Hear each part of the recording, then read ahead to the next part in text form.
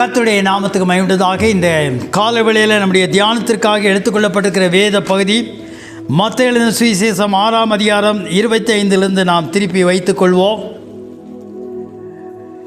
ஆண்டவர் இது மலை பிரசங்கத்தில் சொல்லப்படுகிறதான தொடர்ச்சியான வசனங்கள். உலக பிரசித்தி பெற்றதான பிரசங்கம். ஆண்டவர் தமிழத்தில் வந்த ஜனங்களுக்கு மலையின் மேல் அமர்ந்து இந்த 5ஆம் அதிகாரம் 6ஆம் அதிகாரம் 7ஆம் அதிகாரத்தில் இருக்கிற வார்த்தைகளை ஆண்டவர் மொழிகிறதை நாம் பார்க்கிறோம். ஆகவே ஒவ்வொரு வசனங்களும் மிகவும் முக்கியம் வாய்ந்ததாக காணப்படுகிறது. ஆகவே கவலைப்படுகிற ஜனங்களை பார்த்து அடிப்படை தேவைகளுக்காக 25ஆம் வசனத்தில் மத்தேயு எழுதின சுவிசேஷம் 6:25 அறிகிறோம். எண்ணத்தை உண்போம், எண்ணத்தை குடிப்போம் என்று உங்கள் ஜீவனுக்காகவும், எண்ணத்தை உடுப்போம் என்று உங்கள் சரீரத்துக்காகவும் கவலைப்படாதீர்கள் என்று உங்களுக்கு சொல்லுகிறேன். ஆகாரத்தை பார்க்கிலும் ஜீவனும், உடைய பார்க்கிலும் சரீரமும் விசேஷித்தவைகள் அல்லவா? இப்பொழுது இருக்கிற பொருளாதார வளர்ச்சி, அடிப்படை தேவைகள் ஒரு 55-60 ஆண்டுகளுக்கு முன்பதாக இல்லை. மிகவும் கஷ்டமான அடிப்படை ஆகாரத்திற்கு கஷ்டமான சூழ்நிலைகள் 60 ஆண்டுகளுக்கு முன்பதாக இருந்தது. மக்காச்சோளத்துக்கு ரேஷன் கடையில் வரிசையில் நின்ற காலங்களும் உண்டு. ஆகவே பெரிய பஞ்சங்கள், பொருளாதார நெருக்கடி, அடிப்படை தேவைகள், ஆகாரம், உடை, இவைகளுக்கெல்லாம் ஜனங்கள் கஷ்டப்பட்ட நாட்களும் இருந்தது. இவ்விதமாக அடிப்படை தேவைகளுக்காக கவலைப்படுகிற ஜனங்களை பார்த்து இயேசு சொல்லுகிறார், எண்ணத்தை சாப்பிடுவோம், எண்ணத்தை குடிப்போம் என்று உங்கள் ஜீவனுக்காகவும், எண்ணத்தை உடுத்துவோம் என்று உங்கள் சரீரத்திற்காக கவலைப்படாதீர்கள். இப்பொழுது மலிவாய் கிடைக்கிற ஆடைகள் அந்த நாட்களில் விலை உயர்ந்ததாக காணப்பட்டது. இப்பொழுது ஆண்டவருடைய கிருபையினால ஓரளவு என்ன செய்யப்படுகிறது? அடிப்படை தேவைகள் சந்திக்கப்படுது. அடிப்படை தேவைகள் எல்லாம் மனிதனுக்கு தேவையான காரியங்கள். உண்ண உணவு, உடுக்க உடை, உறைவிடமெல்லாம் ஒரு மனிதனுக்கு கண்டிப்பாக அவசியம். அதற்காக கவலைப்படாதீர்கள் என்று ஆண்டவர் சொல்லுகிறார். ஆகவே உழைக்க வேண்டும். வேதம் சொல்லுகிறது, வேலை செய்ய மனது இல்லாதவன் சாப்பிடவும் கூடாதே. வேலை செய்யாமல் சாப்பிடுவதற்கு உரிமை இல்லை. ஆண்டவர் மனிதனை படைத்து அந்த தோட்டத்தை பண்படுத்தவும் பாதுகாக்கும்படியாக ஆண்டவர் வைத்தார். வேலை கொடுக்கப்பட்டது. அவனை பாதுகாப்பான சூழலில் இருந்து நீ உல்லாசமாக சுத்தி திரி என்று சொல்லி ஆண்டவர் பாவம் இல்லாமல் இருந்த நிலைமையில் ஆதாமி ஏவாளும் அவர்களுக்கு பணிக்கப்பட்டதான காரியம், அந்த இடத்தை பாதுகாத்து கொள்ளுங்கள், பண்படுத்துங்கள், வேலை செய்யுங்கள். வேலை செய்ய வேண்டும் என்பது அதில் ஆண்டவர் கொடுத்ததான நியாயம். அது கற்பனையாக, கட்டளையாக இருக்கிறது. நம்முடைய அடிப்படை தேவைகளுக்காக ஒவ்வொருவரும் உழைக்க வேண்டும். உழைத்து ஒரு பொருட்களை வாங்கினால்தான், சாப்பிட்டால்தான் அதனுடைய மேன்மையும், அதனுடைய வருத்தமும், அதனுடைய மதிப்பும் மனிதனுக்கு தெரியும். ஆகவே இந்த ஜனங்கள் அடிப்படை தேவைகளுக்காக எண்ணத்தை உண்போம், எண்ணத்தை உடுத்துவோம் என்று சொல்லி அவர்கள் அங்கே கவலைப்படுகிறதை பார்க்கிறோம். ஆகவே ஆண்டவர் சொல்லுகிறார், அங்கே ஆகாரத்தை பார்க்கிலும் உங்கள் ஜீவனும், உடைய பார்க்கிலும் உங்களுடைய சரீரம் விசேஷித்தவள் அல்லவா? நம்முடைய வாழ்க்கை முக்கியம். ஆகாரத்தை சாப்பிடுவதற்காக இந்த உலகத்தில் நான் வாழ்வதல்ல. ஆனால் நம்முடைய வாழ்க்கை ஆகாரத்தை காட்டிலும் அது விலையேற பெற்றதாக, மேன்மை உள்ளதாக ஆண்டவர் இருக்கிறார். என்றால் ஆண்டவர் தமது சாயலாக, தமது ரூபத்தின்படி நம்மை உண்டாக்கினார். ஆகாரத்தை பார்க்கிலும் அங்கே நம்முடைய ஜீவனும், உடைய பார்க்கிலும் நம்முடைய சரீரம் விசேஷித்தவளே அல்லவா? நாம் அணிகிற அந்த ஆடைகள் எல்லாம் அதை காட்டிலும் ஆண்டவர் கொடுத்த அந்த சரீரம் மேன்மையானது, விலையேறப்பட்டது. அதற்கு ஈடான காரியம் ஒன்றுமே இல்லை.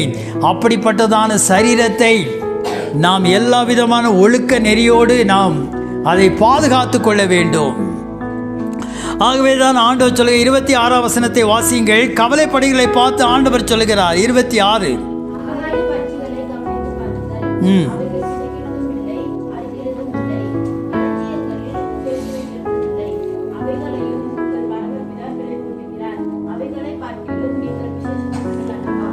ஆண்டவர் ஒன்றை அங்கே ஒப்பிட்டு சொல்லுகிறார். ஆகாயத்து பட்சிகளை கவனித்து பாருங்கள். ஆகாயத்தில் என்னென்ன பறவைகள்லாம் பறக்குது? காக்கா, குருவி, கொக்கு. அப்போ மனிதன் இந்த பறவைகளை பட்சிகளை நீங்கள் கவனித்து பாருங்கள் என்று சொன்னால், அவைகளை பிடித்து சமைப்பதற்கு அல்ல, அவைகளை எப்படி ஆண்டவர் பிழைப்பூட்டுகிறார். நாம் காண்கிற பறந்து கொண்டு இருக்கிற பட்சிகள், ஆகாயத்து பறவைகள், அது எப்படிப்பட்ட பறவைகளாக இருந்தாலும் சரி, அதற்கு சொல்லப்படுகிற காரியங்கள் என்ன? அவைகள் விதைக்கிறதும் இல்லை, அறுக்கிறதும் இல்லை, களஞ்சியங்களிலே சேர்த்து வைக்கிறதும் இல்லை. நமக்கு வேண்டிய தானியத்தை நாம் விதைக்கிறோம், அதற்கு நீர் பாய்ச்சி விளைய செய்கிறோம். அது அறுவடை காலத்தில் அறுத்து அவைகளை சேமிப்பு கிடங்கில் அவைகளை சேமித்து வைக்கிறோம். எந்த காக்கா, குருவி நிலங்களை வாங்கி பட்டா போட்டு விதைச்சி பாதுகாத்து தண்ணீர் பாய்ச்சி உரமிட்டு அறுத்து அவைகளை களஞ்சியங்களில் ஸ்டோர் ஹவுஸில் சேர்க்குதா? இல்லை.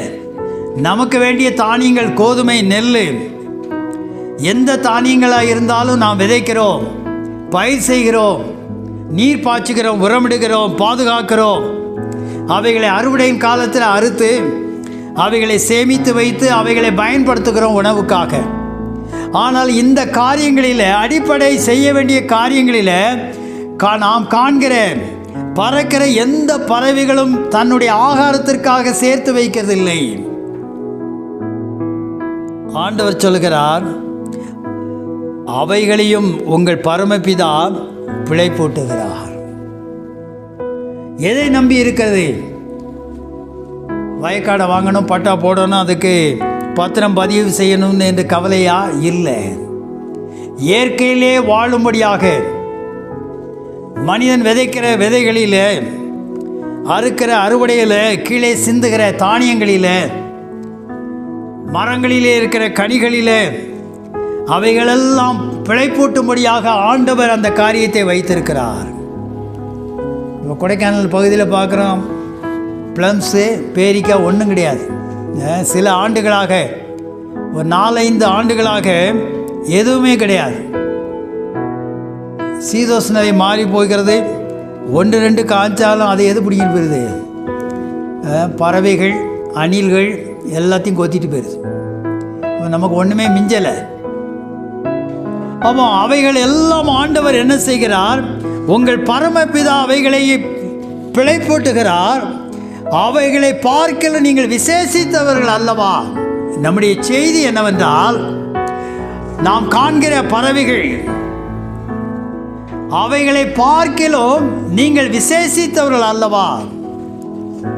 அவைகளை பார்க்கலும் நீங்கள் விலையேறப்பட்டவர்கள் என்று சொல்லப்படுகிறது. அருமையான தேவனுடைய ஜனமே, இந்த பறவைகளை பட்சிகளை பாத்திரம் அல்ல. இந்த உலகத்தில் அநேக கோடிக்கணக்கான ஜனங்கள் வாழுகிறார்கள். நிறைய கோடிக்கணக்கான பிள்ளைகளுக்கு, மக்களுக்கு ஒருவேளை உணவு கூட இல்லாத ஜனங்களும் பிள்ளைகளும் இருக்கிறார்கள். உறைவிடம் இல்லாத ஜனங்கள் இருக்கிறார்கள். அடிப்படை கல்வி மறுக்கப்படுகிற பிள்ளைகளும் சமுதாயங்கள் இந்த உலகத்தில் இருக்கத்தான் செய்கிறார்கள். பாதுகாப்பு இல்லாமல் இருக்கிறார்கள். இப்போ ஆண்டவர் சொல்லுகிறார், சத்தியத்தை அறிந்திருக்கிறவர்கள், ஆண்டவரை அறிந்திருக்கிறவர்கள் பாதுகாப்பாக இருக்கிறவர்கள். போஷிக்கப்படுகளை பார்த்து ஆண்டவர் சொல்லுகிறார், மற்ற ஜனங்களை காட்டிலும் நாம் பாதுகாப்பாக இருக்கிறோம். ஆசீர்வதிக்கப்படுகிறோம், போஷிக்கப்படுகிறோம். அடிப்படை தேவைகள் உணவு, உடை, உறைவிடம் எல்லாம் ஆண்டவர் நமக்கு சந்தித்து வருகிறார். ஆகவே அவர்களை பார்க்கலாம், இல்லாதவர்களை பார்க்கலாம், நீங்கள் ஆசீர்வதிக்கப்பட்டவர்கள், விலையேறப்பட்டவர்கள். எண்ணி பார்ப்போம். நமக்கு தெரிந்த சொந்த பந்தங்கள், நமக்கு தெரிந்த நண்பர்கள், நமக்கு தெரிந்திருக்கிற சமுதாயங்கள், சிறு பிள்ளைகள், வாலிபர்கள், குடும்பஸ்தர்கள், எத்தனை பேர் பாதுகாப்பாக அடிப்படை தேவைகள் சந்திக்கப்படுகிறது? எத்தனை பேர் கவலைகளில, கண்ணீர்களில, மனக்கலக்கங்களில் போராடுகிறவர்கள் இருக்கிறார்கள். இவைகள் மத்தியில் ஆண்டவராகிய இயேசு கிறிஸ்துவை நாம் அறிந்தபடியினால ஆண்டவர் தம்முடைய சமாதானத்தை நமக்கு தந்து பாதுகாப்பாய் வாழும்படியாய் நமக்கு வேண்டிய கல்வி, நமக்கு வேண்டிய பாதுகாப்பு, உணவு, உடை, உறைவிடமெல்லாம் ஆண்டவர் கொடுத்திருக்கிறார். நாம் விசேஷித்தவர்கள் அல்லவா? மற்ற ஜனங்களை எத்தனையோ இந்த பட்டணத்திலும் வெளியிலும் நமக்கு கிடைத்திருக்கிற சலுகைகள், நமக்கு கிடைத்திருக்கிற எல்லா விதமான ஸ்லாக்கியங்கள், நமக்கு உறுதி செய்யப்பட்டிருக்கிற பாதுகாப்பு, நேரத்துக்கு ஆகாரம், நமக்கு வேண்டிய கல்வி, வேலைகள் எல்லாவற்றையும் ஆண்டவர் கொடுத்திருக்கிறாரே. ஆகவே இவைகளை ஒப்பிட்டு பார்க்கும்போது நீங்கள் அவைகளை பார்க்கலாம், மற்றவர்களை பார்க்கலாம் வெளியேறப்பட்டவர்கள், ஆசீர்வதிக்கப்பட்டவர்கள், விசேஷித்தவர்கள் அல்லவா என்று ஆண்டவருக்கு சொல்லுகிறார். 27 வசனத்தை வாசிங்கள்.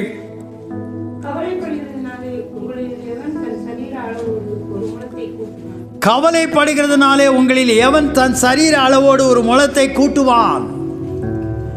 ஆகவே கவலை என்பது மனிதனை, அதை எதை குறித்து இருந்தாலும் சரி, பிள்ளையை குறித்து இருந்தாலும் சரி. நேற்று தினத்தில் ஒரு ஐயாவோடு பேசும்போது மகனை குறித்ததான கவலை, கட்டின மனைவி பிள்ளைகளை விட்டு அந்த தீய பழக்கத்தினால, குடி பழக்கத்தினால தனியாக வாழ்கிற மகன். மாற்றம் இருக்கிறது. வேலை சரியில்லை என்று சொல்லுகிறார். மனைவி பிள்ளைகள் அவனை நம்ப, தன்னுடைய தகப்பனையும் கணவனையும் நம்ப தயாராக இல்லை. பல முறை தெரிந்துவிட்டேன் என்று சொல்லி அந்த கூற்றை நம்ப தயாராக இல்லை. நீ தனியாக வாழு என்று சொல்லி தனியாக விட்டு விடுகிறார்கள். அப்போ அந்த வயதான தகப்பனுக்கு அரசாங்கத்தில் வேலை செய்து ஓய்வூதியம் பெறுகிற அந்த தகப்பனுக்கு பிள்ளைகளை பெற்று, பேர பிள்ளைகளை பெற்று திருமணம் செய்து இன்னும் என்ன செய்யவில்லை? கவலை ஓயவில்லை. கவலை, பிள்ளைகளை குறித்த கவலை, வேலையில் இருக்கிற பிரச்சனைகளை குறித்த கவலை, தேவைகள் சந்திக்கப்படவில்லை, சரீர சுகத்தை குறித்து கவலை. ஆகவே அந்த கவலைகள் எல்லாம் என்ன செய்கிறது? மனிதனை ஒடுக்கிறது. ஆகவே தான் ஆண்டவர் சொல்கிறார், கவலைப்படுகிறதுனால எவன் தன் சரீர அளவோடு ஒரு முழத்தை கூட்டுவான்? உடைக்காக நீங்கள் கவலைப்படுகிறது என்ன? காட்டு புஷ்பங்கள் எப்படி வளர்கிறது என்று கவனித்து பாருங்கள். அவைகள் உழைக்கிறதும் இல்லை, நூற்கிறதும் இல்லை என்றாலும் சாலமோன் முதலாய் தன் சர்வ மகிமையிலும் அவைகளில் ஒன்றை போயால் உடித்திருந்ததில்லை என்று மெய்யாகவே உங்களுக்கு சொல்லுகிறேன். ஆகவே இந்த உலகத்தில் சாலமோன் என்கிறதான ஞானி, பெரிய பேரரசன், அவனை போல இந்த உலகத்தில் அனுபவித்தவன் ஒருவனும் இல்லை. தான் எவ்விதமாக உண்டேன், எவ்விதமாக தன்னுடைய சரீரத்தை பேணி பாதுகாத்தேன், இந்த உலகத்தை அனுபவித்தேன், குடித்தேன், சம்பாதித்தேன் என்கிற காரியத்தை 2ஆம் அதிகாரம் பிரசங்கியில வாசிக்கிறோம். அந்த சாலமோன் தன் கண் இச்சத்தை ஒன்றையும் அவன் விடவில்லை, எல்லாவற்றையும் அனுபவித்தான், உடுத்தினான், வெளியேறப்பெற்ற வஸ்திரங்களை, ஆடைகளை உடுத்தினான். அவன் கூட ஆண்டவர் சொல்லுகிறார், நம்முடைய காடுகளில், நம்முடைய அருகாமையில் இருக்கிற அந்த காட்டு புல்லுக்கு இருக்கிற அந்த பூவை போல அந்த புல்லுக்கு கூட தேவன் என்ன செய்கிறார்? இவ்விதமாய் உடுப்பித்தால் நாளைக்கு அவைகள் அடுப்பில் போடப்படுகிற காட்டு புல்லுக்கு தேவன் இவ்விதமாய் உடுத்துவித்தால் உங்களை உடுத்துவிப்பது அதிக நிச்சயம் அல்லவா? ஆகவே சாலமோன் கூட காட்டு புஷ்பங்களைப் போல அந்த புல்லுக்கு தேவன் அந்த பூவை கொடுத்து அலங்கரித்தது போல சாலமோன் கூட அந்த விதமான ஆடைகளை அணியவில்லை. இயற்கையில் ஆண்டவர் புல்லுக்கு அவ்விதமாக உடுத்துவித்தால் உங்களை உடுத்துவிப்பது அதிகம் நிச்சயம் அல்லவா? ஆகையால் எண்ணத்தை உண்போம், எண்ணத்தை குடிப்போம், எண்ணத்தை உடுப்போம் என்று கவலைப்படாதீர்கள். இவைகளெல்லாம் உலகத்தார் நாடி தேடுகிறார்கள். இவைகளெல்லாம் உங்களுக்கு வேண்டியவைகள் என்று உங்கள் பரமபிதா அறிந்திருக்கிறார். நமக்கு என்னென்ன தேவையோ அடிப்படை தேவைகள், உண்ண உணவு, உடுக்க உடை, வாழ உறைவிடம், நம்முடைய அன்றாட தேவையான காரியங்கள் என்னென்ன தேவையோ, சரீர சுகம், வேலை, நம்ம கல்விக்கு வேண்டியதான ஞானம், நமக்கு என்னென்ன அவசியமோ அவைகளெல்லாம் நமக்கு வேண்டியவைகள் என்று நம்முடைய பரமபிதா அறிந்திருக்கிறார். ஆகவே நாம் என்ன செய்ய வேண்டுமாம்? வாசியுங்கள் 33.